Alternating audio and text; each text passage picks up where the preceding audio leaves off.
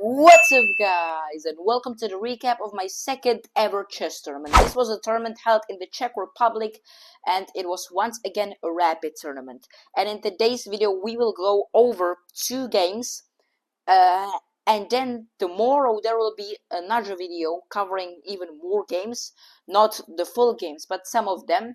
And I will also reveal my first ever FIDE rating, which a lot of you guys have been asking for that, so make sure you stay tuned, make sure you hit that bell, and make sure you subscribe, because you don't want to miss that if you're interested in what my first ever rating is. So today it's just me, and tomorrow obviously you will see my name and so on. Let's get into it. The first game I was playing against the 1912, very high rated opponent. And I was brutally nervous. I was really nervous for some reason, I don't know. But I was playing with the black pieces. I was a complete underdog, so let's see if I'm able to pull this off. He starts by playing d4, for which I have prepared because I've had a lot of problems with facing d4. And I play d5. He follows with knight f3, and I play e6. So this is basically a setup that I try to go for the Taraj defense with these pawns on e6, d5, and c5. So that is why I played e6 and not kind of copied him. And then he plays c4, sacrificing this pawn, because if I take it, then you probably push, and you just do get the full center. You don't even, you can do that. It's just a choice of an opening, but I do go for what I wanted to, and that is to play c5, entering the Taraj defense. Most of the time it's played when there is the knight on c3 and not on f6, but c5 is a completely normal move to play here, even though it does give white a bit of an advantage already. However, I didn't know that, so I just played c5 because this was the opening that I was preparing. And he plays knight c3 now. So he's got both of his knights out, and I don't have a single one. So this might seem like a bit of a disadvantage, but I try to fix that as early as possible, and I play knight f6, making sure this pawn is being protected. That way, no takes, crazy shenanigans are going on. And now he pushes e3, which is not the greatest move, I would say. And it does give me an indicator of what my opponent is going to be doing, because sometimes people like to put the bishop on g5 first of all and then push e3. That way, the bishop can get out, and it does not have to be like fianchettoed or like here, or it doesn't have to stay on d2. However, pushing e3 shows me that my opponent is gonna kind of, play this dark square bishop a bit more passively. Okay, I respond with knight to c6, and as you can see, we already have a very symmetrical position. So, right, this is already pretty interesting. However, it's my opponent's move, and he has to decide how does he want to continue this game. I was thinking that he might just try to take. How would I respond to that? I don't know. I could take with the knight. I could take with the pawn. There is a lot of things that I could do. However, my opponent, again, kind of shocks me with his move. Like, as a 1900, I was thinking he's just gonna crush into me, and he's just gonna bulldoze into me, and he's not gonna give me a space to breathe. He just plays bishop to e2, which I basically equalized with black, which obviously I didn't know at the time the game was being played, but I thought that it was really passive, and to kind of annoy my opponent, and I would play this move anyways, but I play bishop e7, and as you can see, it's completely symmetrical, and we continue that with castles and castles, right? Instead of bishop e7, by the way, I could have taken over here to, kind of crush the center as well, and give myself, I would try to direct the game that I want. However, I play passively bishop e7, castles. Okay, so now what is going on, bro? I'm copying what he does, and I'm like, what is my plan here? And honestly, I don't know, because now I was actually expecting him to get some trades, that way this bishop can get out, I could trade it off, and we're gonna have a pretty dynamic game. But he kind of keeps this because he probably thought that it's gonna work, and he plays b3. It's simple idea. I mean, the bishop is just gonna go here now, and now I make a mistake. Now I make a not such a big mistake. But at the moment that I have played this move, I thought it was a completely reasonable move. I have spent a lot of time on this move actually, because I really did not know what to do. So my first instinct was, if he plays b3, I might as well just play b6, and I'm just gonna follow what he does, and we will see how he's gonna, you know, how he's gonna, where he's gonna navigate the game, and I'm just gonna kind of follow him. However, this is an inaccuracy, by the way, but I think it's much better of a move than to play the move that I have played, and it's a natural move, and it is rook e8. And why is this a bad move? Well, you're gonna see in a couple of moves, because now I already put this knight and this rook on the same file. I mean, on the same diagonal. Sorry. So now it's very easy to just take and already pin me, go like knight e5, and just start putting pressure on this knight.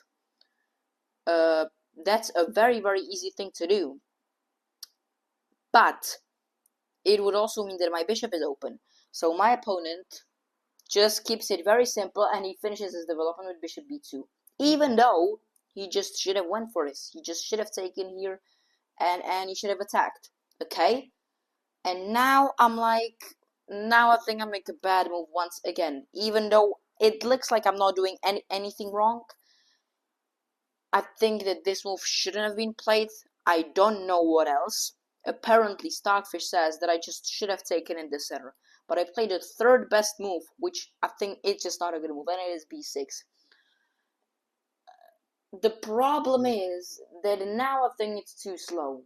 Now he's got the bishop there, and now he's gonna make a move, right? And now he can crush the center, and he can get into my position. And that's what he does. D takes c5. Okay, takes it to center. I mean, didn't really think that this was something super scary. So I take with the bishop, which is not a great move. Should have taken with the pawn and keep my center kind of together, right? Like E, D, C pawns should have been together. However, I take with the bishop. Now we get another trade in, and I take with the knight. Now again, I didn't want to create this isolated pawn, because now I feel like you just got a clear target, okay? However, what I didn't notice that my bishop could now get out.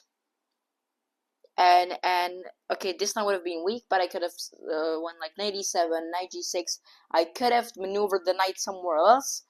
However, I did not do that. So this, I think, was another move that I should have played something different. So I take with the knight.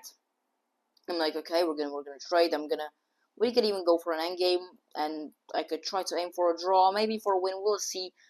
But my opponent kind of shocked me, and from this point on, it really was not well played from me.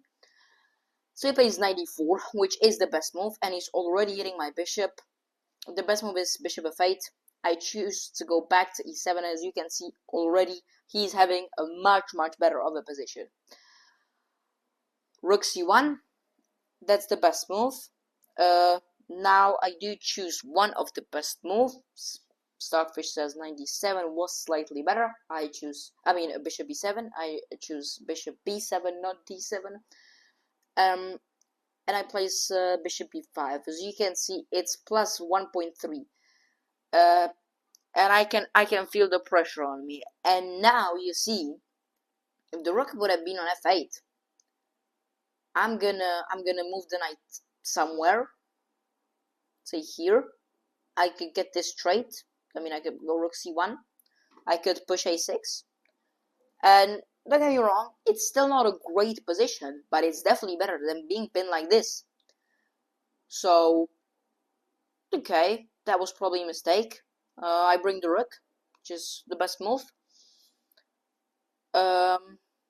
Cool. So now what do you do? Well, he plays knight e5, so I'm like, okay, he's putting pressure. And now I kind of face the consequence of always playing online, because the perspective is just completely different, and I make a horrible blunder, which I'm embarrassed to even show this move, because if this move would have been played by 500 on chess.com, he probably still would have been embarrassed, and I'm 2000 on chess.com. And I play queen c7, which is just horror. I mean, that's just insanely embarrassing. I don't know what was I thinking. The best move, obviously, is to just take the knight, right? Then you can trade these rooks. Yeah, and then you're supposed to take the rook.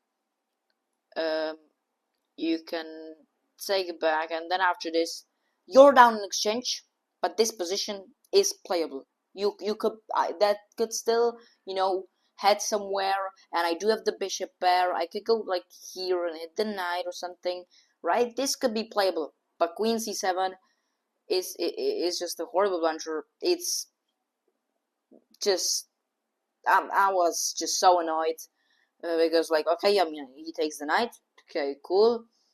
I take back, and whenever he took back with the bishop, I was like, yo, I'm dumb. What the hell am I doing? So now I don't see anything better than just taking back. I was already thinking of resigning, but I was like, I mean, I gotta play it out. I gotta play it out. I can't. Everything can happen still. He plays queen d4, basically threatening a checkmate. Almost missed it, by the way, but I play bishop f6. We get the trade, and now we just slide work. Queen a4, which is a great move, by the way, right? Because if I go like up, you can take, and if I take, you are gonna take this. So already very bad. So I have to double. I have to give up the pawn. He captures. Then he takes the pawn on a7. I push b5 to at least save that pawn, and he just pushes h4, rook c2, h5, h6. I play this, and he sneaks in with the queen. And at this point, I have resigned the game. Extremely annoyed. Like, was maybe my opponent was maybe feeling a bit disrespectful from the way that I've shook his hand, but this was definitely not the start, the tournament that I wanted. And it's not like I've lost to 1900 opponent. He was good, but still, it was a very embarrassing play from me. So this was the first game, being on 0 out of 1. Definitely not the start that I wanted. My aim was getting 3/3.5 points, and the feeding rating that I got, I was just trying to get it up by quite a lot of points. So we get into the second game, and I'm playing a 10-year-old with a rating of 1624, which you will see if I have a higher rating than him, or I do not. However, I start the game with d4. I play d4, and I'm like, okay, I need to win. I can't be on 0 out of 2. So I wouldn't be even happy with a draw. I want to win. He plays knight f6. So this was like an indicator that he might be going for the King's Indian, which is an opening that I like to play against.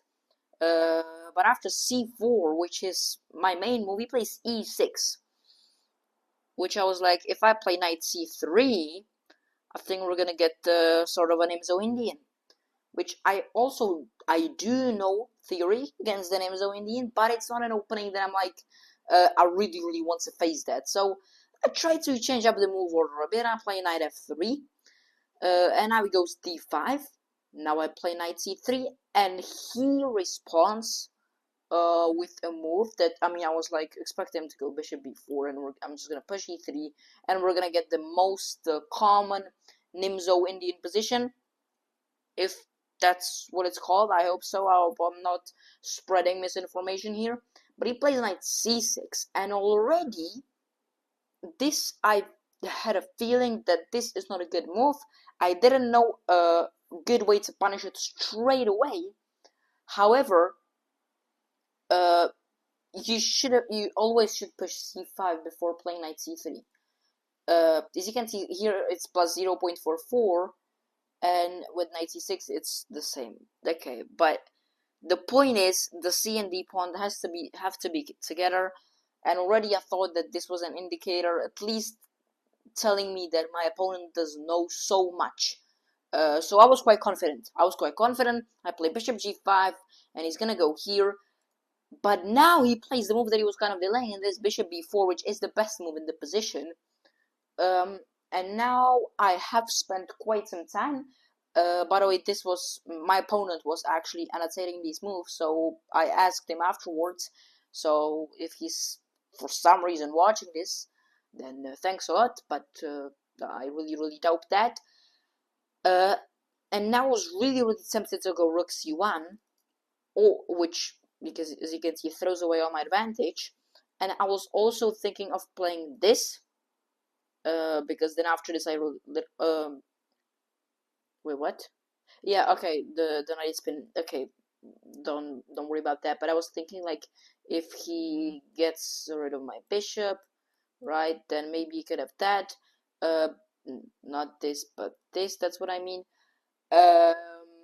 However, I have chose a bit of a, feel like a more natural way to play, and I just play e3, which actually is the best move in the position, and I was feeling quite good. h6. Now, obviously, if this wouldn't be pinned, I would have just taken, and after he takes, I would have takes, and I would have just won the pawn. However, my knight is pinned, so there was not a better thing than to just go back. And now I was like, okay, he's gonna play this, he's gonna get aggressive, I'm gonna go back, and he's gonna probably castle long, and we're gonna have a really aggressive game. But he castles short, which was a bit of a shock, I ain't gonna lie. That was a bit of a shock. But I didn't think it was good, if I'm gonna be honest. Like, now this is gonna be either a really annoying pin, or if you really wanna get out of it, you're gonna have to play g5 and really weaken your king. So now I'm like, he's castled, I probably should be castled as well. So I play bishop e2, and now he finally breaks with g5, which already, as you can see, I am getting quite of an advantage. Now, obviously, I mean, you would be dumb to not consider sacrificing. But the problem with that move, I feel like, just a mistake, no? It's just drawn, and you basically have to find some perpetual checks. The problem was this, I felt, because now the bishop comes back, and like, what do? There is no pin. Like, you can trade and try to go for this pawn. Your king is weak. You can, march down the h pawn and just try to promote or whatever. But you have always like king g7. So I was like, that must be a blunder. It's not. But going back to g3 is indeed the better move. Bishop d6, right? And I castle. The best move was knight e5, which I have considered, thinking that you can't take because it get forked. And if you take with the bishop, then that's actually bad, which I obviously didn't know. But I didn't want to double up my pawns. So I was like, okay, gotta take with the bishop, and then you would take with the knight, and I thought that this knight is really bad. So I didn't want the knight to trade off with my bishop. So that's why I didn't go for this move. So I just castle. He plays knight e4. And now I think from this point on, he was feeling a bit nervous, if I'm gonna be honest with you. Because, okay, my bishop is hanging, and I could probably take it. Or I could take this and then go forward. I chose the most natural move, for me at least, and that is to not give my opponent a bishop pair. because right, he's threatening to just take a knight for a bishop, which is usually not a good trade, so I take, and now he shocked me. He really did shock me completely. I was like, what are you doing? And he took with the c pawn. I'm like, what could that possibly mean? And I follow it up with the best move in the position, and that is to take the d5 pawn with the c pawn, saying if you take, you're gonna have a horrible pawn structure. He throws an in-between move with knight takes c3. Always he has to take back, and now he takes. And I'm feeling quite confident. I'm feeling quite confident in this game because look at these pawns, bro. Look at these pawns. My pawn structure is definitely better. So I was feeling if I just trade out everything, like I'm just gonna win the endgame. And already I've noticed a pattern that, you know, queen b3 could be some kind of a fork. So I do play that move, and he plays bishop e6, saying you can take the pawn, but I'm gonna get so much tempos on your queen that way I'll kind of compensate for that, right? So I've spent quite some time, and I was like, I don't see how does he trap my queen, so let me just grab the pawn. That's what I did. Knight a5, I come back, and I'm just up a pawn, and I'm kind of chilling, right? Against a 10-year-old, which I'm not chilling. He plays rook b8, and I slide here. I wasn't sure if to go to c2 or d2, but I was thinking that if I go here, then you have this, and I kind of am forced to take, and your pawn structure is better, right? And I give up my bishop as well. Stockfish says it's fine, but I really didn't like it, so that's why I chose queen c2. The idea being that if you ever go here, I can just block with the bishop on d3. And I place g4, which I thought it was a very, very aggressive move. I just go back to d2, and I place h5, protecting the pawn. Now I was looking for a trade, so I play rook a b1, which is actually the best move. And now he plays a very weird move, I would even say. I would have never even considered playing that. And you can try to guess in the comments before I play that move. So I'm gonna give you some time. I hope you've already written the answer, but I definitely bet you didn't guess knight to b7. I was like, what the hell is that? He really, really didn't want that trade, I guess. And I assumed that it was not good. And I tried to play fast, so I just put the rook on quite of an open file, play rook f1. He plays queen d7, trying to line up some sort of an attack. I try to maneuver my knight to f1. He plays bishop f5, and that's exactly what I was saying. I can always block with the bishop. That is what I do. Takes, and unfortunately, this is the last move that my opponent have annotated. However, I could try to remember some moves. I am really not sure though of how this game went. I suppose he went here. I probably have traded the rooks. I could have gone like here. Well, basically what happened, yeah. Don't take these moves for granted because they definitely most of them just haven't happened. Yeah, so let's just make a couple of moves here. I don't know. I could have gone. Oh wait, that just ends the game. Well, you know, but who really cares? Who really cares, bro? Let's just something like, I don't know. Let's say he pushes, and then we go here. We didn't trade the rooks. Basically, what happened? We traded everything. We traded these two pieces. We traded a queens and we traded the knights, and we ended up in an endgame, which was actually pretty tense. I would like to show it on the board, but I really, really don't want to make a false position. But what happened is my pawn was just a slightly bit faster. I had two pawns, let's say one over here, one over here. He hit a pawn on like h3.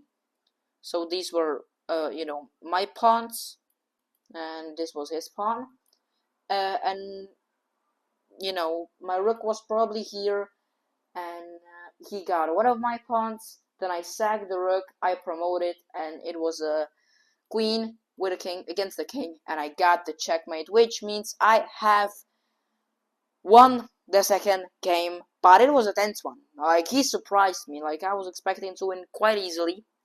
No disrespect, I just was feeling that my opponent does not know what he should about the opening, but he played very well. He played very well.